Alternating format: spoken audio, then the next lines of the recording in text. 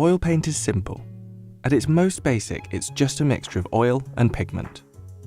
But depending on the colour and quality, a litre of this paint could cost you between $285 and $1,000. So what is it that makes this paint so special, and why is it so expensive?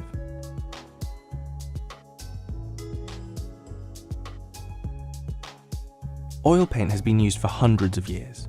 It's made from a drying oil like flaxseed and pigment, sometimes with fillers and thickeners added.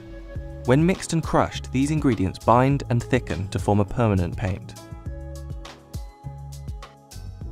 While the rise of oil paint is associated with the Renaissance, paintings using poppy seed oil have been dated as far back as 7th century Afghanistan. But there's one key reason this paint hasn't ever been cheap. Pigments cost a lot of money.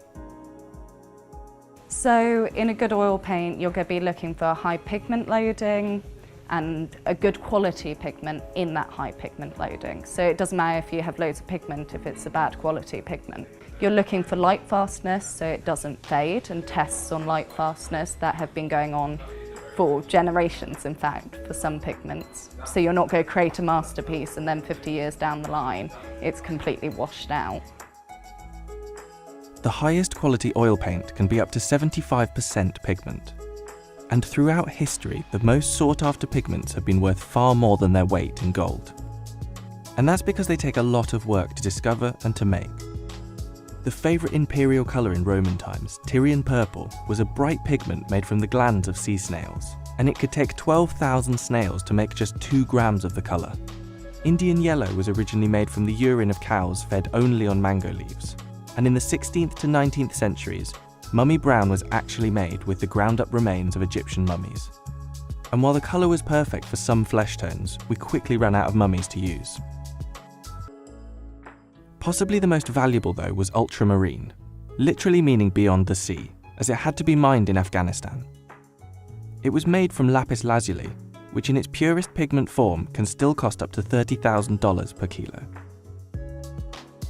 The gemstone was used to make the pigment until a synthetic version was created in 1826. And the vibrant blue was valued so highly in the Renaissance that it was generally reserved for painting the robes of the Virgin Mary. In fact, produced paint is like cooking. So we have mixing, so we are mixing components like pigments and other additives like oil. We have then milling, so it depends, we're using different type of machines. So we're using granite, ceramic or steel. Then we are testing, okay, so testing the viscosity, the grain and of course the color. The whole process is so select. So for every single pigment, you need to handle it in a particular way. So it will need a particular amount of oil with it, and that ratio changes for every pigment. And you're going to need to grind it to a particular fineness. And actually, even with the same pigment, the milling and the grinding will affect the colour you have. So if you overgrind, you might end up with something duller.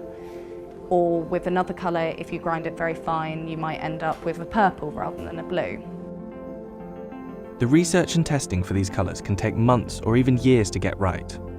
Small samples of each colour are made in a lab to measure consistency and light fastness. Above all else, the quality of oil paint needs to be reliable, as professional artists need to guarantee that what they're working on now will last for hundreds of years. And despite comparatively new paints like acrylic, oil still remains an artist favourite. We've still got works that are still beautiful and relevant from the 15th century. And it's durable, and it has this ability to layer, where you can scrape back, you can keep working, you can work on a piece for years and keep on redoing it, and it gives every piece this history. And you know, the materials themselves are expensive, they're reliable, they're gorgeous. I mean, they come out of the painting at you.